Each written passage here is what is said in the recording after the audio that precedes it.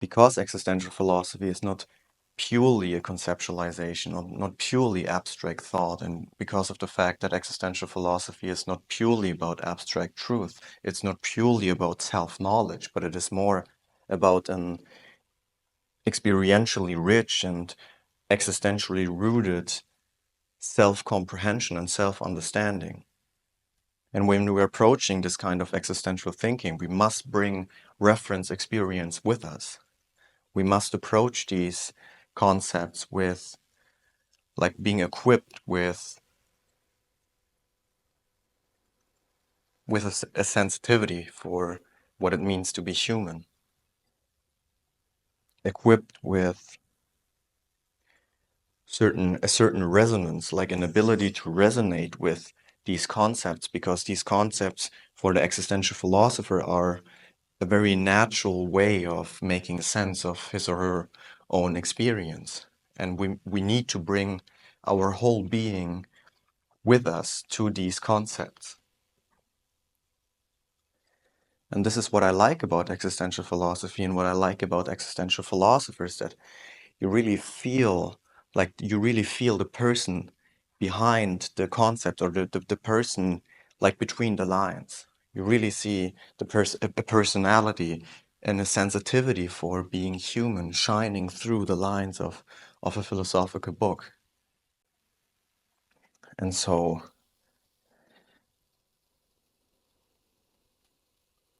Karl Jaspers, the existential philosopher that I'm most influenced by, was the first philosopher, the first philosophical text where, after reading him over and over and over again, or over years, after approaching him with ever new life experience, with an ever more deepened sense of what it means to be human in my personal version of it. And what happens, reading Karl Jaspers, it was the first time where I felt like the personality between the lines, where I felt someone being sensitive to what it means to be human in a way that really resonates with me. And once you have experienced this kind of relationship between you and an author, like, philosophy changes. It cannot be only about abstract thought and abstract thinking, because it's impersonal. For me, it's not enough. It's not sufficient. It's not fulfilling to me. But I very much appreciate if a philosopher manages to fill the lines with life so much that reading him, you really feel that there's that these lines are written by a human being that is so sensitively attuned to the world and to his surroundings and to what it means to be human.